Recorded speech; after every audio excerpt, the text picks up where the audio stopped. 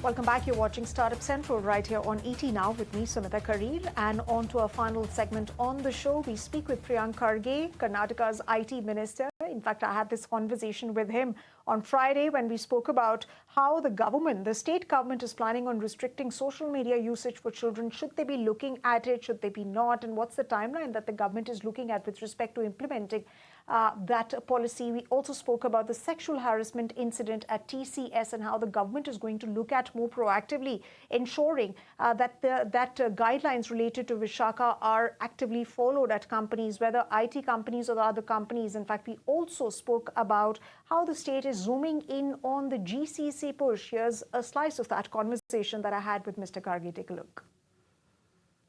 Well, thank you for having me, first of all. And I think last year has been phenomenally good for us. And we have moved up the value chain. If you see, especially in the manufacturing sector, aerospace, semiconductors, and more importantly, your mobile manufacturing, you know that Foxconn and everybody works out of here. We've been ensuring that just not big names we have, but we also have their supply chain with us. And both the industry minister and me have been pretty aggressive. We've been globetrotting, trying to get as much interest in India and for Karnataka especially. And I think I see a paradigm shift with how people see India. Earlier it used to be considered as a safe service sector arena, but now I think we are moving up the value chain, like I said before, as a innovation cluster, as a IP cluster, and people are having great confidence in manufacturing as well. Right. So although it's been not as fast as we would have expected, but it's been good. What's the figure that you have in mind, especially when it comes to investments? Well, like I said, last year's figures, you have it with you. And this year's, we are going to be a little more aggressive on it. So I can't put a number to that right now because we just started our financial year. Yes. And we have a lot of loose ends to tie up of the previous financial year. So I'm hopeful that once that is done, there will be a flurry of activities with respect to manufacturing and investment. Okay. So when you mention about building a supply chain, the government has actually rolled out the electronics components manufacturing scheme, but how that really pans out, that remains to be seen on the manufacturing front, at least in the smartphones front. We've been sort of manufacturing completely here in India. But sir, the government is also coming up with the policy for semiconductors, the India Semiconductor Mission 2.0. What are going to be your asks? What is it that we need to focus on as a country that's building this entire supply chain and then an ecosystem of semiconductors? No, if we are serious about building ecosystems for emerging technologies or frontier technologies, we need to have a very strong foundation of skills first. Right. The skill sets need to be in place. You need to top that skill sets with probably incubators and accelerators for innovation. You need to have proper policies in place. You need the capital in place for funding those innovations that happen in the incubators. Then on top of the capital, you need to ensure that there's enough, it is backed by enough R&D. And that requires, again, capital. So policy, capital, followed by this structure that I mentioned. I think that is what will be the game-changing trick for the country. Okay. And that's what Karnataka is doing. Okay.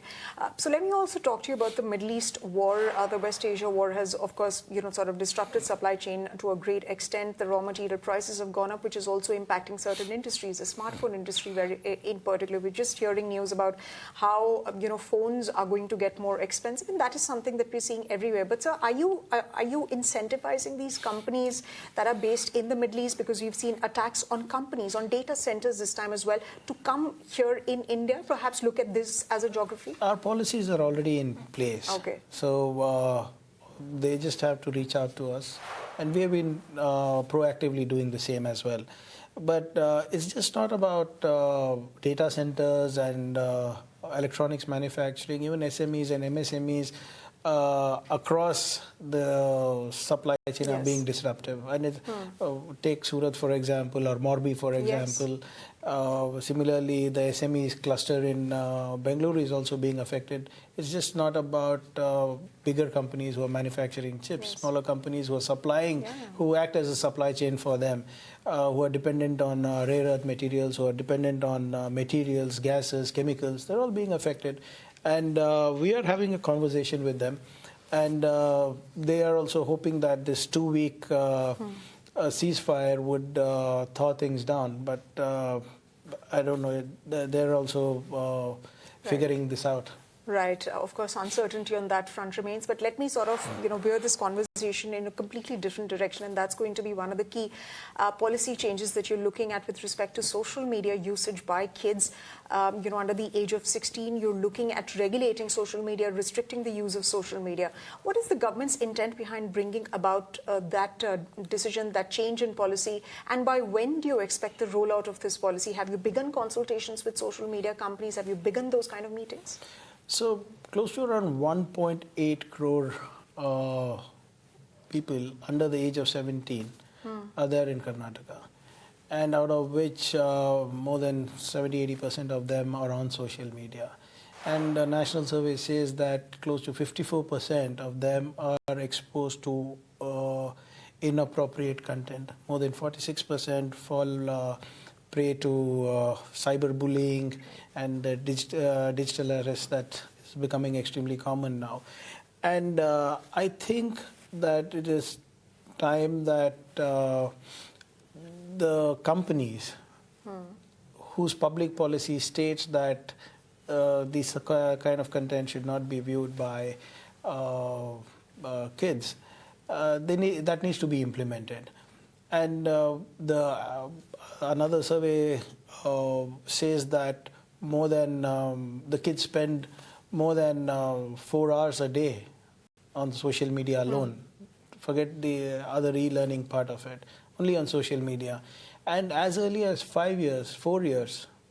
So I think it's a cause of concern for the government of Karnataka, and we are looking at consulting with the platforms. We are looking at consulting parent associations, school associations. So it's not just going to be a knee-jerk reaction and ban all kind of thing. We would like to talk to them. We'd like to understand what the platforms are doing, what they're doing about it. And when they already have a public policy that states that you need to be above 18 or above 21 to get onto your platform, why isn't that happening?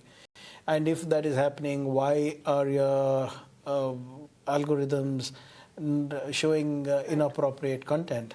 So all that needs to be discussed, and we'll take a call on that. Right. But is there any time frame that you're working with for bringing this policy into motion? So we have done two things. One is we have set up a committee of experts, including legal experts, on responsible use of AI and also the social media regulations. And we have involved the education department. And like I said, it's very important to get all stakeholders online. On board.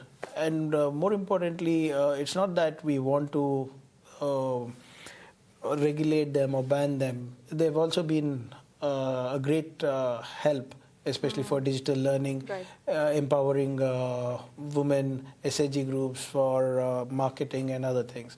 But yes, there are pros and cons of technology. We are looking to see how there will be a balance of that. Right. So we've spoken to analysts and experts and, sort of critics, and they seem to be suggesting that, this is a move that, of course, the central government is also mulling over, Andhra Pradesh and, of course, Karnataka.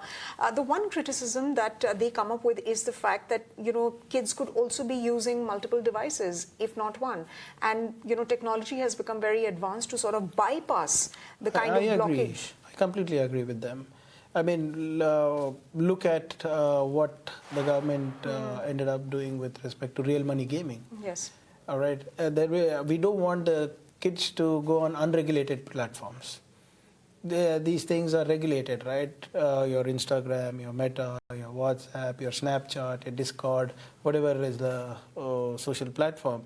But if they start going to unregulated platform, it's going to be difficult.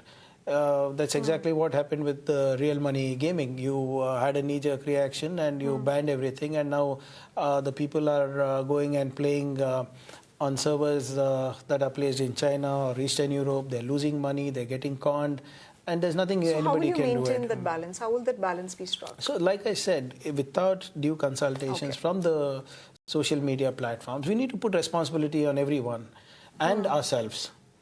So even parents are responsible, right? It's just not me as a parent. I also need to regulate my child from using mobile. It's just not, I cannot put the blame only on the social media, or I cannot just come up with a policy and say like, aap apna kar lo. Yes. So it has to be a collective responsibility. And I completely agree with the platform when they say that they might use another phone or go onto unregulated platform, which is more dangerous. That's right. Once they slip into a dark web, it gets very murky.